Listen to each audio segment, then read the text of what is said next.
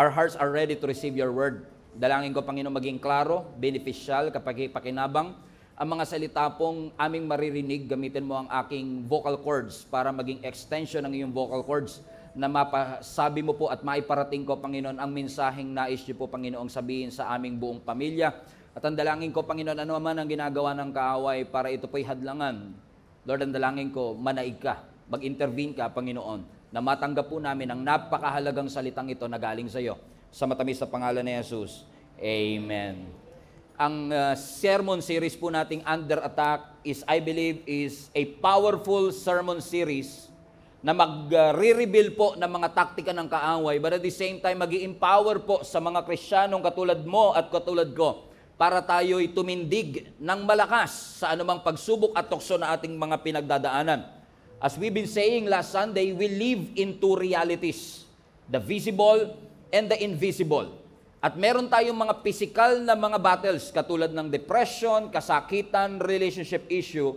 Pero yung mga emotional at physical battle could be a spiritual battle in disguise. That we are not crazy, we are not just living our lives, we could be under attack. So if you are facing a resistance in your walk, in your journey, in your calling, and in your testimony, I pray in Jesus' name na ngayon magkaroon ng kaliwanagan ang lahat ng bagay na gustong sabihin ng ating Panginoon. Let's open up our Bibles in Daniel chapter 10. We are going to read from verses 1 and 2 and then jump tayo ng verses 12 and 13. Daniel 10, 1 to 2. In the third year of the reign of King Cyrus of Persia, Daniel, also known as Belteshazzar, had another vision. He understood that the vision concerned events certain to happen in the future, times of war and great hardships. When this vision came to me, I, Daniel, had been mourning for 3 whole weeks.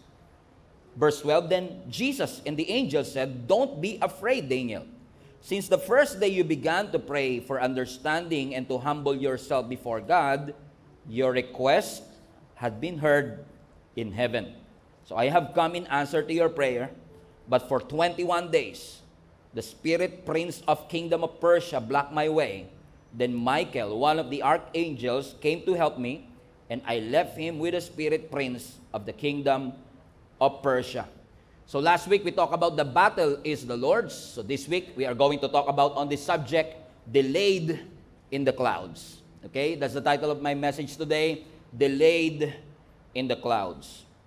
Ang ganda ng verse na binasa natin sa Daniel chapter 10. In fact, kung babasahin niyo po ang buong chapter, ang Daniel chapter 10 po ay nag-reveal ng isang hidden war, spiritual war, na naniniwala po kung makakapagpaliwanag kung bakit marami tayong mga panalangin na hindi kagad natin nakukuha ang sagot. Yung katabi mo, hindi masyadong tumitingin sa iyo kanina, pero naniniwala ako lahat tayo, dumaan tayo sa sitwasyon na nanalangin ka sa Panginoon, pero yung sagot hindi mo agad nakuha. Dito sa chapter ng Daniel chapter 10, ang context po nito, si Daniel ay nakatanggap ng isang disturbing vision. Merong ipinakita ang Panginoon sa kanya, at itong vision na ito ay may kinalaman sa gera at sa hardship. Nabagabag ang loob nitong si Daniel kasi ipinakita ng Panginoon sa kanya yung future conflict na may kinalaman sa political turmoil at may kinalaman sa military turmoil. Bagabag ang puso ni Daniel sapagkat ipinakita ng Panginoon na merong magra-rise na isang masamang leader. Na ang sabi ng maraming Bible scholar, itong masamang leader na ito is actually a foreshadow of the Antichrist. At dahil natanggap po nitong si Daniel ang isang kabagabagabag, sabi mo nga sa katabi mo, nakakapagpabagabag. Okay, dahil natanggap ni Daniel ang isang nakakapagpabagabag na vision, na merong isang masamang leader na mag-a-arise, na magkakaroon ng military conflict and military turmoil, nag-fasting si Daniel sa loob ng 3 linggo. Sabi mo sa katabi mo, mukhang hindi mo kayang maging Daniel. Sabi mo nga sa katabi mo, okay, hindi mo kayang maging Daniel. Okay? Okay? So 3 linggo, dahil na-disturb itong si Daniel, gusto niyang maliwanagan siya. Lord, may ipinakita ka sa akin, pero anong ibig sabihin nito? So dahil wala siyang understanding and wisdom patungkol sa kanyang nakita, nag-fasting siya ng 3 weeks with deep mourning, may pagluluksa, na hindi siya kumakain ng anumang karne at hindi siya naglo-lotion for 3 weeks. Yun yung concern ng marami sa inyo. Hindi yung pagkain ng karne. Hindi ako makakapag-lotion for 3 weeks, Lord. Walang skincare. Oh. Noong unang panahon kasi, yun ay sinyales ng kanilang pagluluksa. Kung pamilyar ho kayo sa Middle East kasi very dry ang kanilang weather, so moisturizer and lotion is a must. Okay? Kaya pansinin niyo yung mga OFW from Middle East, ang pasalubong Jergens. Oh, kasi nga doon sa mura ho kasi sa Middle East. Dry na dry po ang kanilang weather. So to cut down story short, no, for 3 weeks nanalangin siya, nag-fasting siya, hindi siya kumakain ng karne. And for 3 weeks, watch this, nananalangin siya sa loob ng 3 linggo, wala siyang makuwang sagot. Hindi siya aware na habang nag-aantay pala siya ng sagot, siya pala ay under ng spiritual attack. And after 21 days, wala pa rin yung sagot, pero may dumating na isang anghel. At itong anghel ng Panginoon na ito, nung ipinadala, nung nakausap si Daniel after 21 days, ang sabi sa kanya ng anghel, huwag kang mag-alala, kasi since day 1 pa lang, day 1, narinig na ng Panginoon ang iyong panalangin. Ang gandang assurance, ano? Na hindi pala porket hindi mo nakikita yung sagot, hindi sumasagot ang Diyos. Hindi pala porket hindi mo nakikita yung galaw ng Diyos ay hindi gumagalaw ang Panginoon because apparently, 21 days niyang inantay ang sagot sa kanyang panalangin, hindi niya nakuha, pero ang sabi ng anghel, huwag kang mag-alala kasi day 1 pa lang narinig na ng Panginoon ang sagot sa iyong panalangin. However, ang sabi niya, ipinadala na yung sagot nung day 1 pa lang, pero merong spiritual forces, territorial spirit sa kingdom of Persia. Now, Persia is a modern day Iran.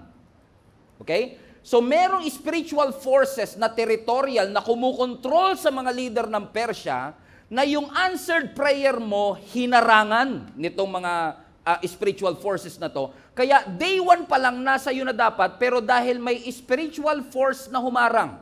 So, pasinin nyo, no? Yung invisible na battle nag-cause ng visible na delay. Okay, ulitin ko ha.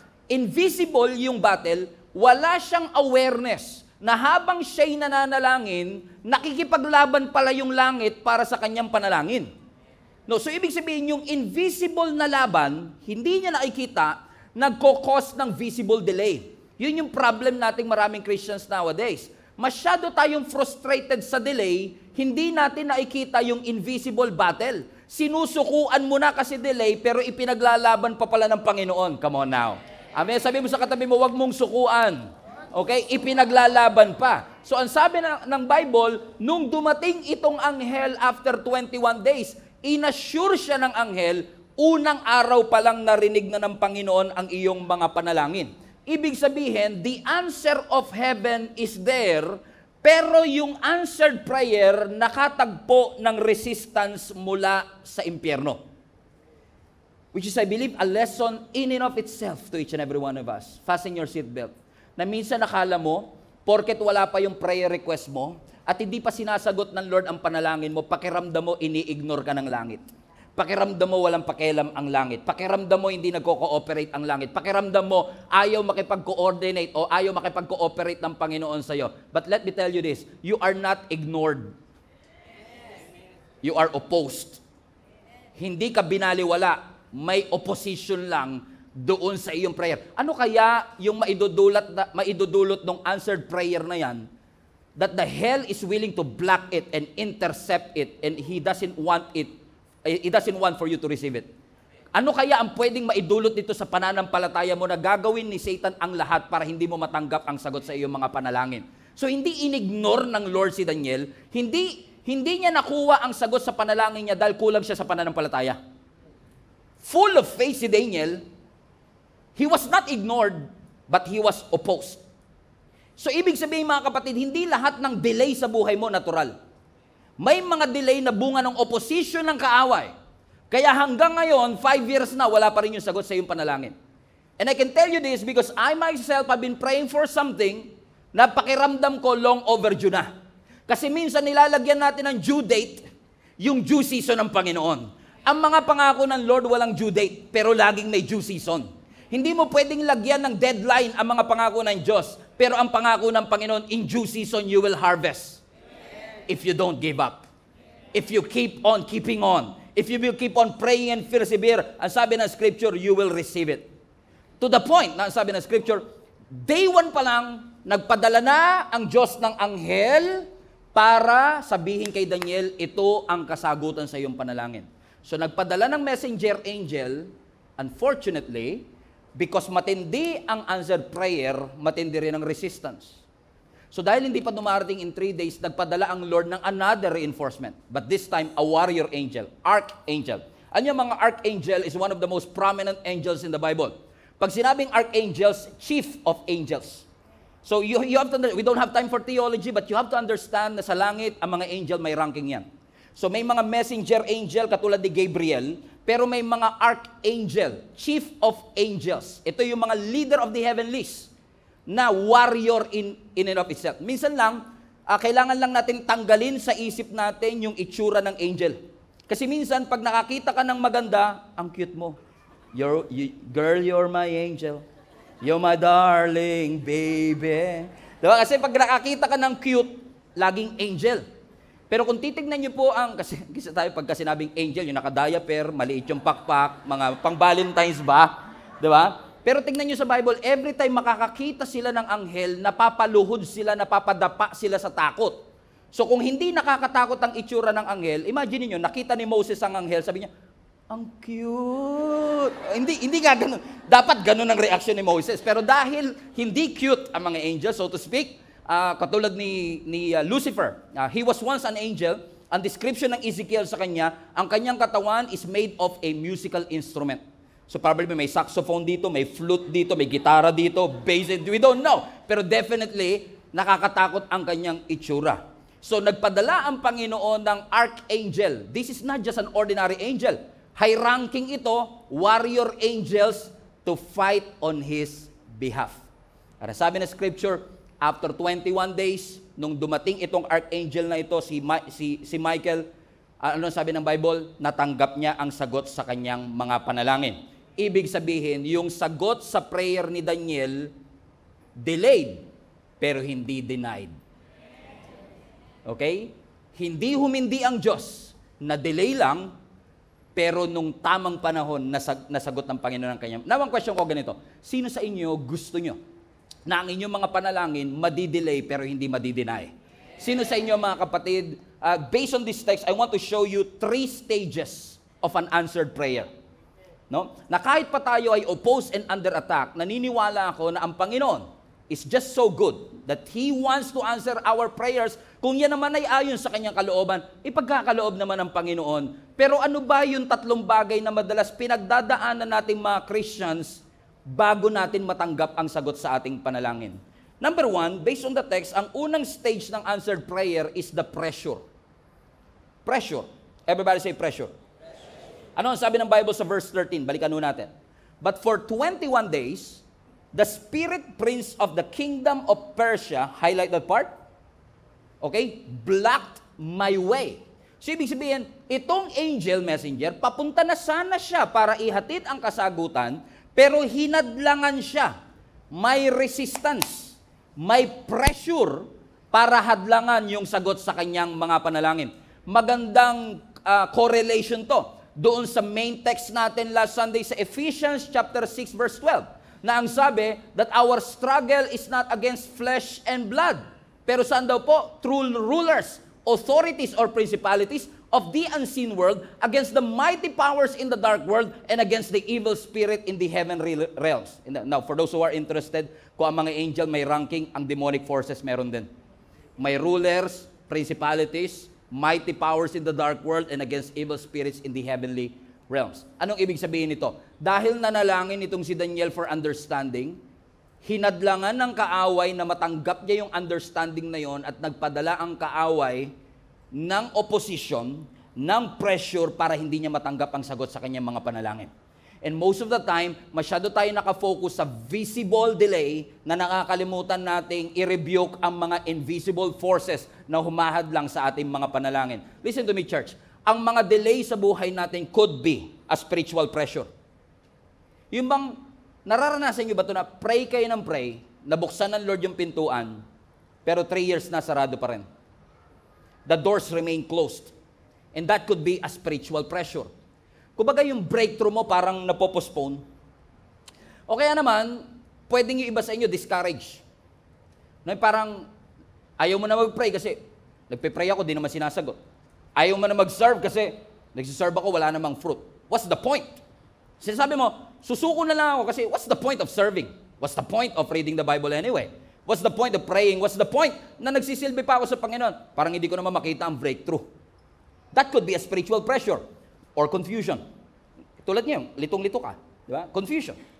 Okay? Dati, ang clear ng pagtawag ng Lord sa'yo. Ang clear ng direction. But all of a sudden, yung klaro naging malabo.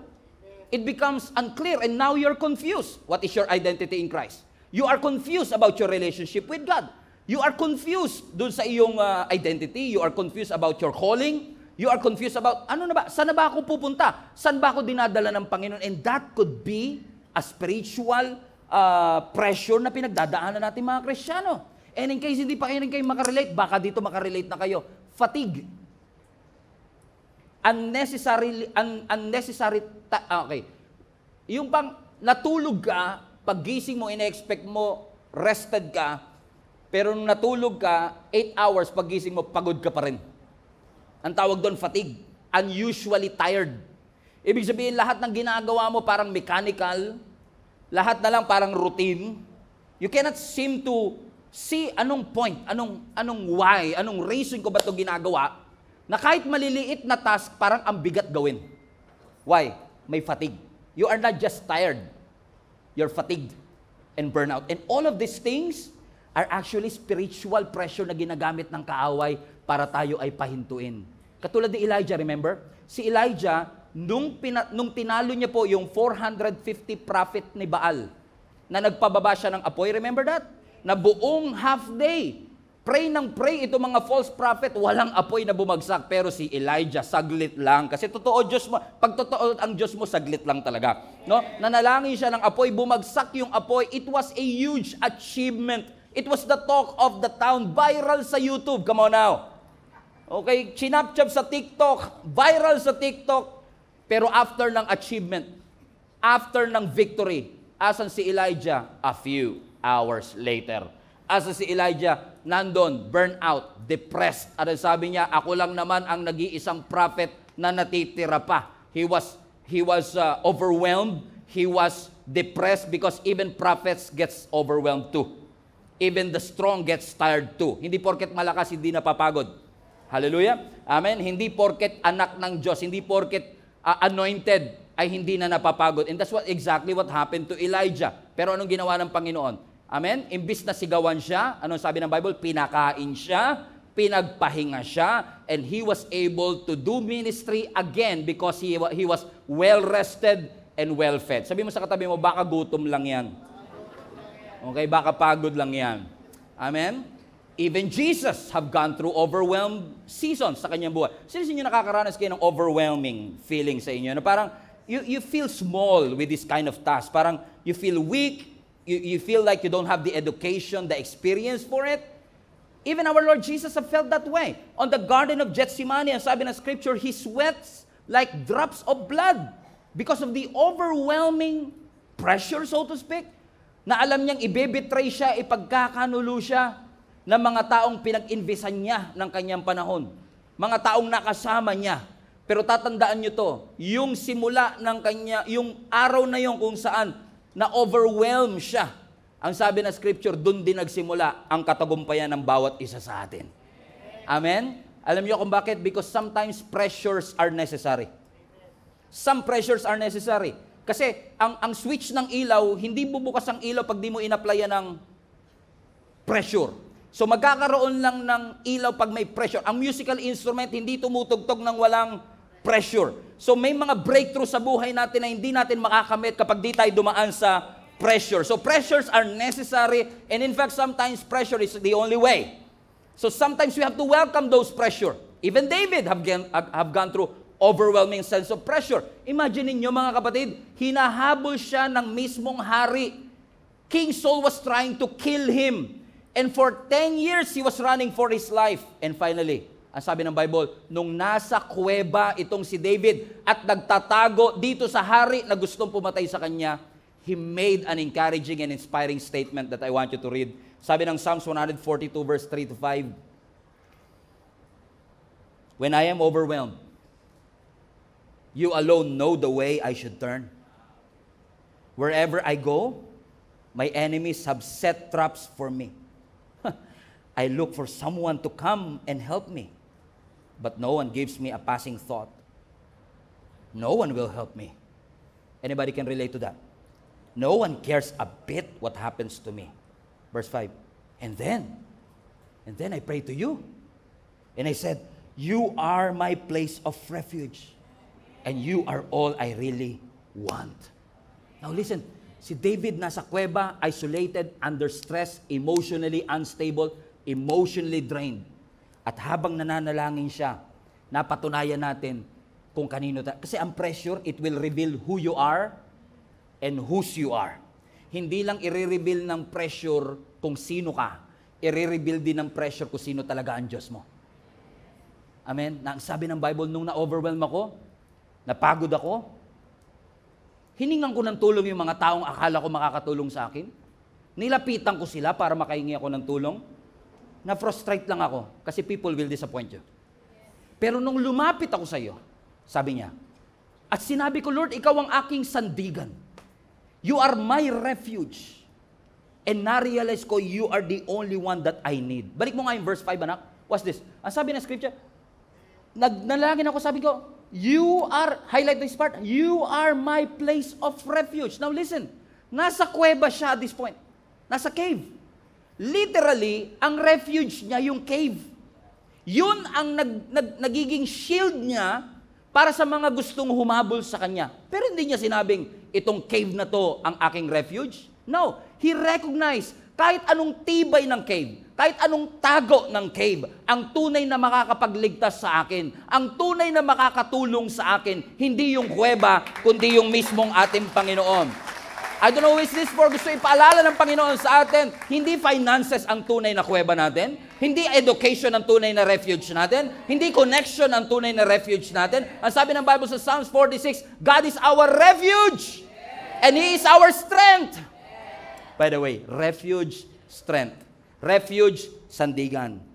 Strength, lakas. Ano man ang kailangan mo, offense or defense, God is with you all along. Amen? Kung kinakailangang itago ka ng Panginoon sa kanyang malabay na pakpak, itatago ka ng Panginoon. Pero kung may mga pagkakataong kailangan mong lumaban, He is your strength. Amen? The name of the Lord is a strong tower. The righteous that will run into it, they will be saved. Palapakan natin ang Panginoon. He is a refuge. Amen. Hinahabol ako ng kaaway for many years. Yung hari mismo, nakapost ang poster ko kay saan. Kalat ako sa social media, hinahanap ako ng may pinakamataas na katungkulan sa ating bansa. And yet, ang sabi niya, alam ko Lord, ikaw ang aking tanggulan. Ano sinasabi ni David? This problem is bigger than me. But my God is bigger than this. So the storm is bigger than me. But my God is bigger than this storm. This battle is bigger than me. But my God is bigger than this storm.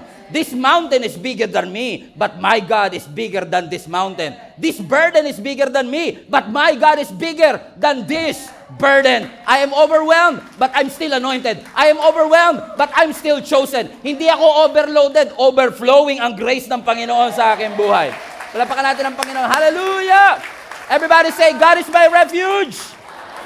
God is my refuge.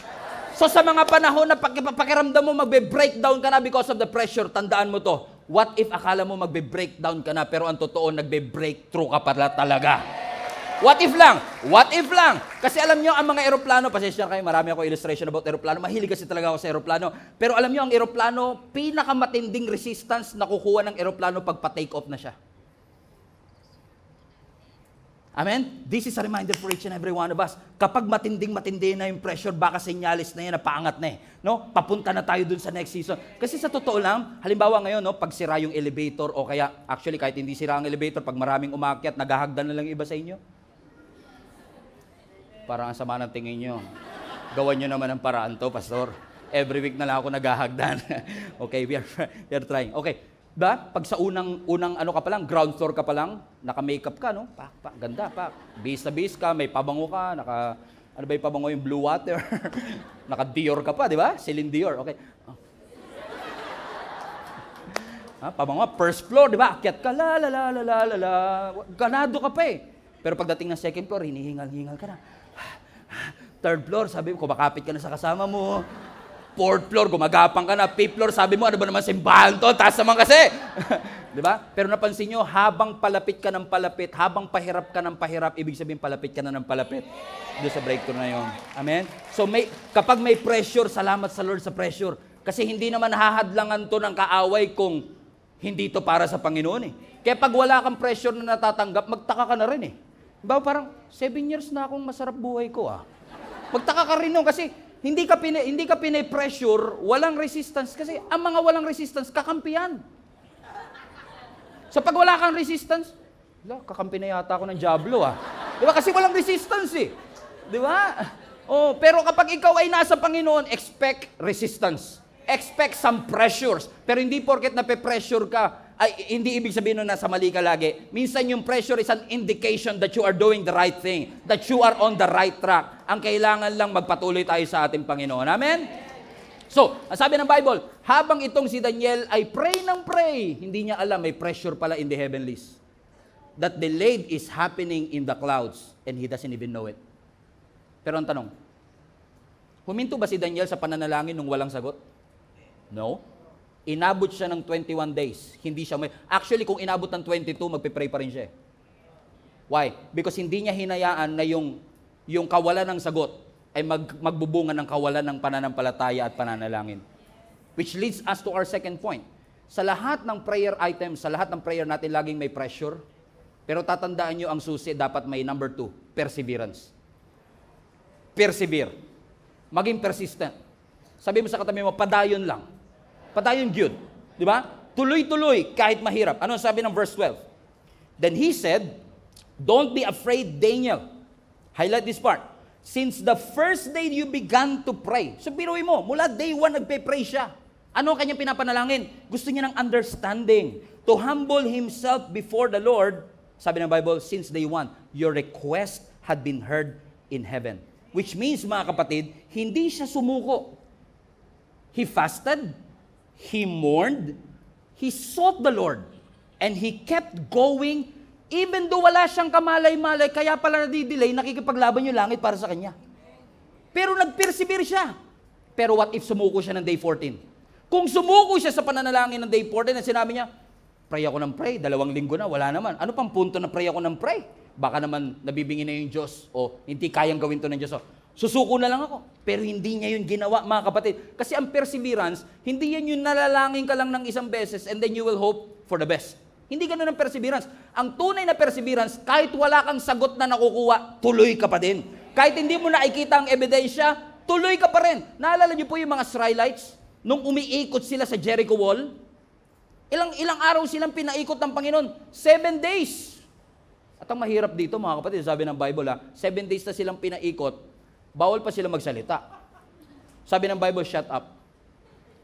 Alam mo, nung una sabi ko, ano kayang relevance ng hindi sila nagsasalita? Pero alam mo, na-realize ko may point din talaga si Lord. Si Lord talaga matalino rin eh. Kasi imagine mo, no? Nasa promised land na sila, diba? Kating-kating na sila doon sa, tagal nating inantay to. 40 years tayo sa wilderness. Nasaan yung promised land? May Jericho Wall. And laking city. Sabi ng Bible, ikutan nyo yan. Huwag kayo magsasalita. Every day. So imagine niyo to, unang araw, pinakintab nila yung espada, pinakintab nila yung armor, nilutuan silang asawa niya ng champurado. Honey, sweetheart, mukhang mapapalabang kayo today. Makakalaban yung mga taga-Jericho. Oo nga eh. Pero di ko nga alam yung request ng leader natin. Weird nga, sabi niya, bawal daw magsalita. Pero iya mo na. Pero imagine mo, kung pwede silang magsalita. Pag-ikot nila, Jericho Wall. Alam mo, Brad, nagtataka ako dun kay Joshua, yung leader natin. Pero mo, 40 days na tayo nasa wilderness, paikot-ikot tayo. Pagdating ng promised land, ikot na naman. May ikotophobia na tayo. Di ba niya alam yon? Natakot na tayo sa ikot. Lahat na ng buong buhay natin, ikot tayo ng ikot. Kung inayaan ng Lord na nagsasalita sila, baka walang lumalabas sa bibig nila kundi pagrereklamo. Day 1 pa lang yun. Day 2. Pag uwi ng soldier nung gabi ng day 1, oh honey, parang walang galos yung arbor mo ah. Nagtataka nga ako doon kay Josh eh. Kasi dapat lalabang kami. Hindi kami, pinaikot lang kami. Bawal pa kami magsalita. Pero baka bukas. Kinabukasan, maaga siyang gumising, sopas naman ang niluto. Kalinga mo, honey, ha? May goodbye kiss pa. Puta sila, sabi nila, boss, ano? Atake na ba tayo? Hindi, ikot lang kayo uli. Huwag kayong magsasalita, ha? Alam mo, buti na lang walang cellphone noong unang panahon. Oh, kasi kung bawal sila magsalita, pwede sila mag-chat. Imagine mo, umiikot sila, nag-chat sila. Meron silang GC na wala si Joshua doon. Alam niyo ibig sabihin? Right? Aminin nyo, meron kayong GC na wala tatay nyo doon, meron kayong GC na magkaka-opisina na wala yung boss nyo doon, meron kayong GC na magkaka-ministry na wala yung leader nyo doon, meron kayong GC na wala ako doon. Meron nga kayo, ha? So meron silang GC, nag-chat sila sa GC, at everyone. At everyone. Highlights. Brad, magpatingin na kaya tong leader natin. Pangalawang araw na, ang kintab pa naman ng espada ko. Pinaglutuan, tapos papaikutin lang tayo. Siguro pagdating ng day 3, iba sila, skeptical na eh. What's the point? Ni hollow blocks nga, walang bumagsak eh. Kasi di ba parang mas encouraging magtuloy pag nakakita ka ng progress. Yung sit-up ka ng sit-ups, naka 5,000 ka na, wala, absent pa rin siya. Di ba? Hindi ka what's the point of exercising? What's the point of coming to school? What's the point of coming to church anyway? Kung wala naman ako nakikitang resulta. Pero tatandaan nyo ito mga kapatid, most of the time, progress is not obvious. Hindi porket hindi ka nakakakita ng progress, walang ginagawa ang Panginoon. Mas nakaka-encourage, pag ikot nila, may bumagsak na hollow blocks. Pero ang sabi ng Bible, bawal silang magsalita for 7 days. Pagdating ng 7th day, gising na naman sila, iba siguro, babagal-bagal na sila. Hindi na napakintab yung armor. Hindi na nila ini-ready yung espada. What's the point? Di ba? Alam ko na gagawin natin dyan. Ikot na naman tayo. Sabi ni Joshua, oh, you know the drill, guys. Ikot tayo. Shut up. Ikot na naman sila. Yung iba hindi na nag-almusal eh. Sabi nila, makakabalik din kami kagad. Huwag ka maglala, iikot lang naman kami. Hindi na kailangan ng lakas. Hindi na kailangan ng cereal kasi wala naman labarang mangyayari. Ikot na lang kami. Umikot sila. Pagkatapos silang umikot, yung iba sa kanila nag-iwalay, bye guys, see you tomorrow. Sabi ni Joshua, wait. Ikot uli kayo. 6 na beses pa. Kasi nung araw na yon, 7 beses silang pinapaikot ng Panginoon. Imagine niyo yung tumatakbo sa kanilang isip. What's the point of persevering in the first place? Wala naman ako makitang result. But you know what happened? They keep on walking. They walked anyway. And after the 7th time ng 7th day, completion. Sabi ng Bible, finally, you shout. Kaya pala pinapatahimik ng Lord yung bibig nila. Kasi gusto ng Lord i-preserve ng Lord yung boses nila para sa shouting moment na kanila. Kasi baka mamaya pag dumating na yung miracle, paus ka na. Hallelujah. And sometimes God wants you to preserve your faith, to preserve your testimony until finally when God says shout, you can always shout and thank God for what He has done in your life. So I want to encourage you today.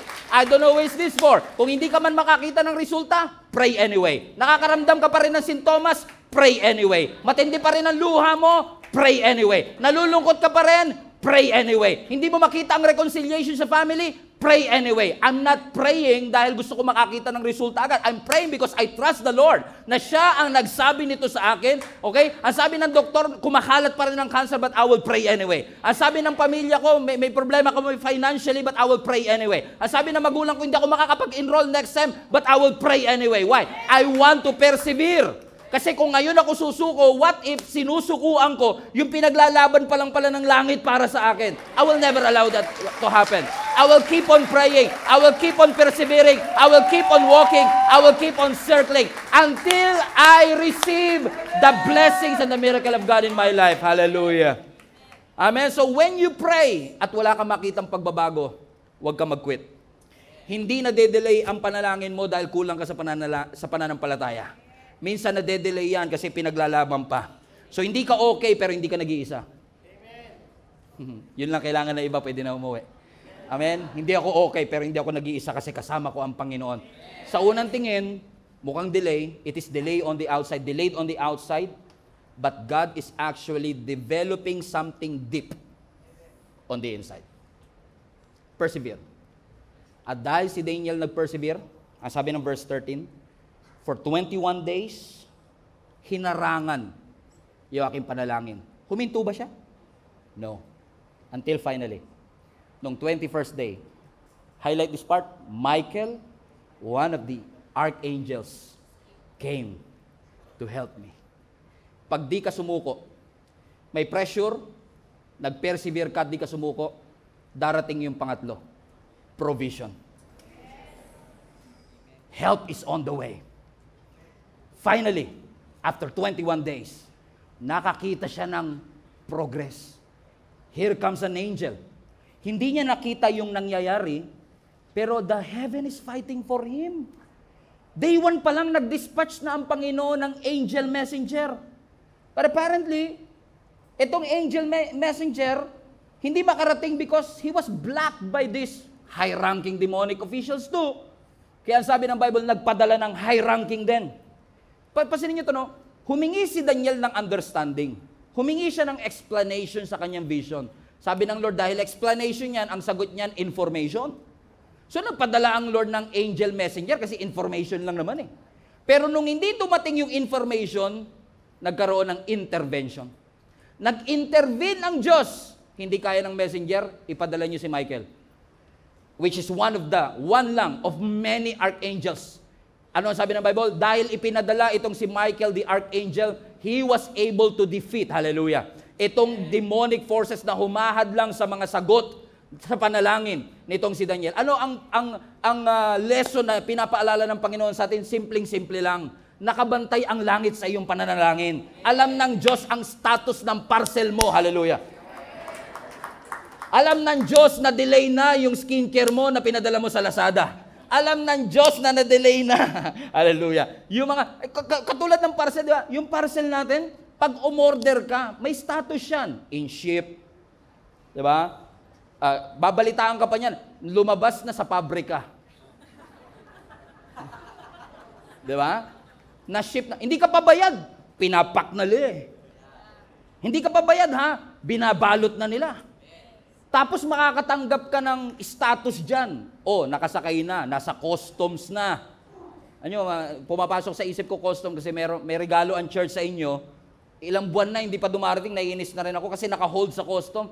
Pero paalala lang talaga yan. Kasi minsan, di ba, nakalagay doon, delayed. Di ba? Nakalagay doon, in transit. May confirmation email pa yan. Makakatanggap ka ng email na hindi pa dumarating sa'yo, pero darating, confirmed eh. At nakakapagtaka minsan, mas may tiwala pa tayo sa email confirmation kaysa sa confirmation ng Word of God. That when you seek Him, He will answer you. That when you call on Him, He will answer you. Yun ang email confirmation natin. Actually, hindi lang email yan, heavenly mail yan eh. Heavenly confirmation na nagsasabi sa atin, hindi mo man nakikita ngayon, sumasagot ang Panginoon. At kung sakaling ginagawa ni Satan na lahat, para hadlangan ka, may reinforcement, may provision ang Panginoon para matanggap natin yung ating pinapanalangin ko, ito'y nasa kalooban ng Panginoon. Kung kinakailangan niya mag-mobilize ng backup mula sa langit, gagawin ng Panginoon yon para sa bawat isa sa atin. Hindi lang laging immediate ang provision, pero lagi siyang sigurado. Lagi siyang sigurado. Amen? Amen? So may pressure, may perseverance, may provision. I believe these 3 stages will help us understand, delay man ang panalangin ko, God is answering my prayers. Sabi ng doktor, kalat pa rin ang cancer cell. Ang sabi ng bank account mo, wala kang budget for the whole month. Ang sabi ng pamilya mo, Mukhang wala ng panahon, wala ng pag-asa na magkabalikan pa o mag-restore pa yung relationship. Pero anong sinasabi ng Scripture? When you keep on persevering, praying about it kahit hindi ka pa nakakakita ng sagot. 21 days kay Daniel, maaaring 21 months sa'yo. But I want to encourage you, keep on praying. Hindi natin nakikita pero posibleng nakikipaglaban ang kalangitan para matanggap natin ang sagot sa ating mga panalangin. Ba't mo sinasabing, gusto ko na mamatay? Eh kung gusto pa ng Lord na mabuhay ka, ba't mo kailangan sumuko? Ba't mo sinasabing, wasakin ko na ang buhay ko? Kung gusto ng Panginoon, gusto pa niyang ayusin naman, ba't ka susuko? Kung hindi ka pa nga sinusukuan ng langit. Keep on persevering. The best is still yet to come because the provision is on the way, help is on the way, the answered prayer is on the way. Amen? God is the one who will lead you. Sunod ka lang kay Lord. Kung sinabi ng Lord maniwala, maniwala. Kung sinabi ng Lord magtiwala, magtiwala. Kung sinabi ng Lord hakbang, hakbang lang. Because God is the one who will lead you through it. Naalala kayo mga Israelites, di ba? Nung lumabas sila ng Egypt, diba? I will close with this. Nung lumabas sila ng Egypt, ang sabi ng Bible, 40 years silang inalipin. 430 years silang inalipin. Lumabas sila ng Egypt. Ang sabi ng Bible, nung lumabas sila ng Egypt, ang Diyos nasa unahan nila. Habang naglalakad, walang Waze noon. Walang Google Maps noon. At kung meron man siguro nakakaalam ng daan, kasi si Moses lang ang educated sa kanilang lahat, it's probably Moses who knew the way. Pero ano sabi ng Bible? Sa kanilang paglalakbay, ang Diyos ang nasa unahan. Minsan, hindi ang Lord magpapadala ng provision kasi siya mismo yung provision. Minsan, hindi anghel ang ipapadala kasi siya mismo ang pupunta. The sin is too bad. It messes our life. You're too sick. You're too messy para magamot ng simpleng good works lang. Alam ng Panginoon, hindi kaya ni Abraham na iligtas ang mundo. Alam ng Lord na hindi kaya ni Moses na iligtas ang mundo. Kaya Diyos na mismo ang bumaba. Amen. Ang sabi ni Isaac sa kanyang tatay na si Abraham, Tay, meron tayong kahoy, meron tayong apoy. Asan po yung ihahandog? Ang sabi ni Moses, the Lord Himself. Hindi, iba kasi yung the Lord will provide, sa the Lord Himself will provide. Pwede siya mag-provide through an angel. Pwede siya mag-provide through a person. Pero when God says, I myself will provide, buhay ko mismo ang ibibigay ko para sa kabayaran ng iyong kasalanan. That makes a lot of sense. And God is the one who is leading the entire nation out of it. Ano sabi ng Bible? Amen. Sa Psalms 91.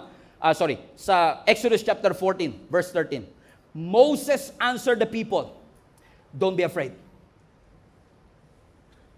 So habang ang mga Israelites naglalakbay papunta ng wilderness, nakaharap nila ang pinakamatinding blockage, Red Sea. At habang sila'y nasa Red Sea, kahit si Lord lang nasa unahan nila, pag tumitingin sila sa likod, nakikita nila mga Egyptian na umahabol sa kanila. Because apparently, itong Egyptian leader, pumayag na lumaya sila, pero nagbago ang isip, habulin natin sila. So habang sila'y nasa harap ng Red Sea, nililid sila ng Panginoon. Pagtingin nila sa likuran, nandun ang Egyptian na humahabol sa kanila.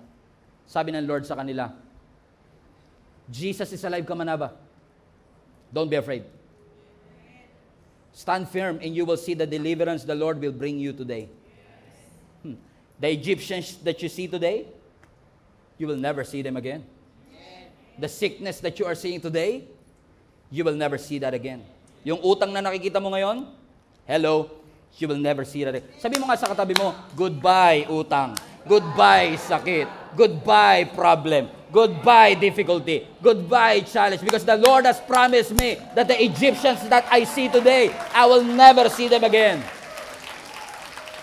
So, paano yung mangyayari? Paano yung mangyayari, Lord? I want my enemy, ayoko na makita ang aking mga kaaway. Sabi ng verse 14. Why? Because the Lord will fight for you. Highlight this part. You only need to be what? To be still. Napairalin natin logic natin. Ang mga Egyptian, sakay-sakay ng Mercedes-Benz. Yung chariot nila, yun ang Mercedes-Benz noong unang panahon. Sila, naka-walk by feet. Paalang. Kahit saan mo dalhin, laging mauuna yung Mercedes kaysa sa paa. Tapos sasabihin pa ni Lord, huwag kayong matakot kahit may Red Sea. Stand still.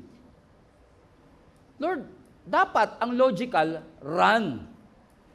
Ang logical, run as fast as you can. Ang bilis ng humahabol, oh. Pero sabi ng Lord, stand still. Minsan si Lord, pag nag-suggest, di mo maintindihan, no? Lord, nanalangin ako ng deliverance. Tapos gusto mo, pag ganito po kasi yan, Lord, no? Explain ko lang. Pag huminto po ako, kasi naglalakad nga ako, nahabol na ako eh. Tapos hihinto po ako, mas lalo po ako maaabutan. Tingin nyo, na-miss ng Lord yun? No. He's sovereign. He's all-knowing. He knows exactly what to do. So listen, nung huminto sila at nag-stand still, asa si Lord ulit? Nasa unahan nila, leading the way. Sabi ni Lord, stand still. Watch what happened.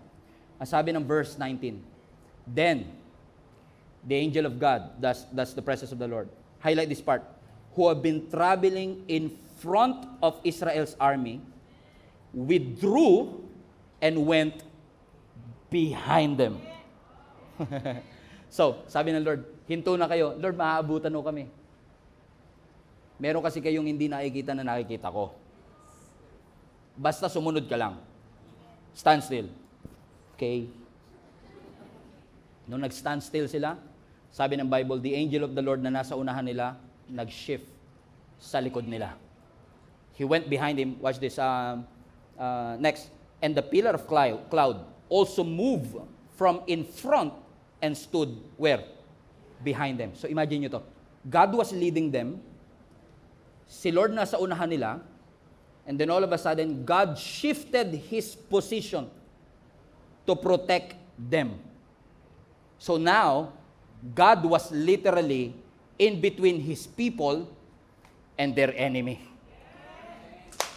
God, listen, God is fighting on their behalf. Hindi ka pababayaan ng Panginoon. Amen?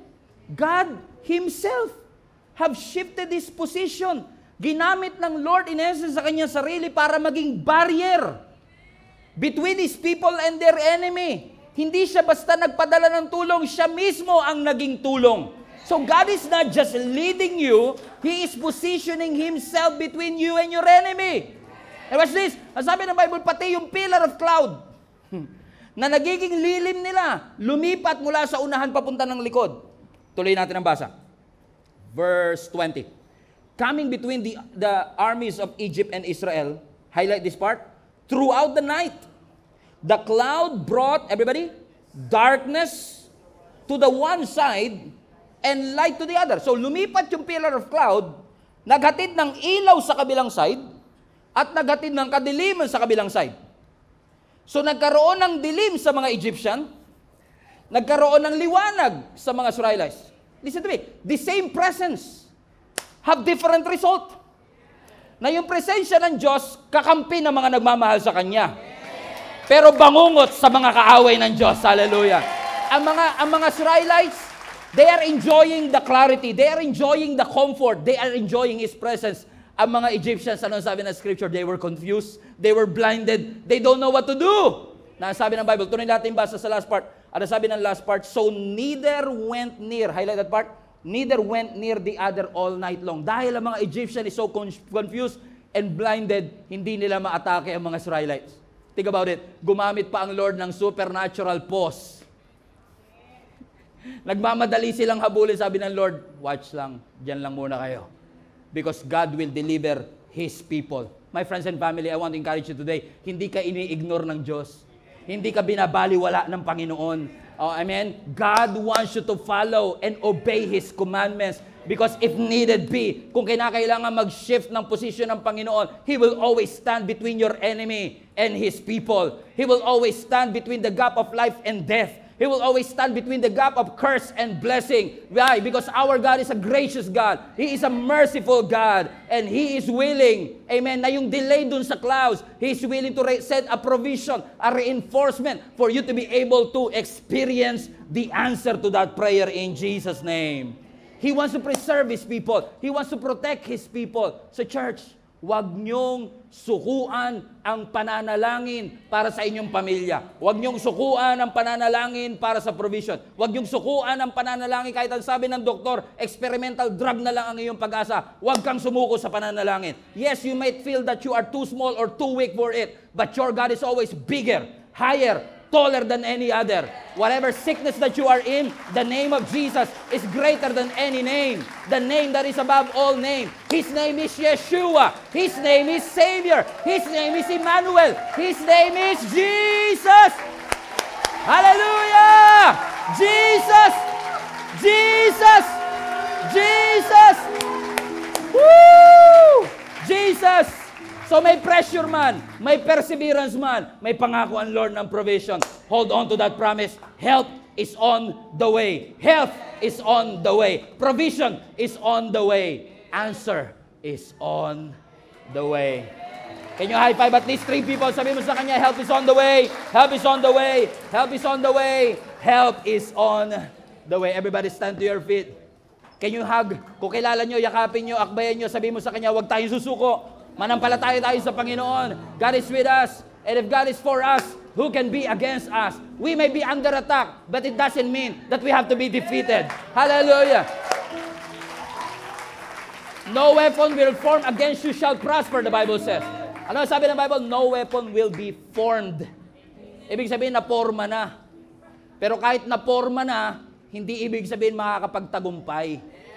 Siniraan ka nila, nilait ka nila, pinost ka nila, ang dami nilang chismis na ginawa patungkol sa'yo. Naporma na yung kwento nila.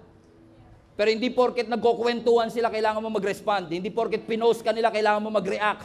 Hindi porket inaatake ka, kailangan mo lumaban. Kasi ang sabi ng Bible, the battle is the Lord. The Lord will fight for you. You only need to be what? To be still. Be still. Be still. Yakapin mo, katabi mo, sabi mo sa kanya, be still. Be patient. Be still. Be still. Be still.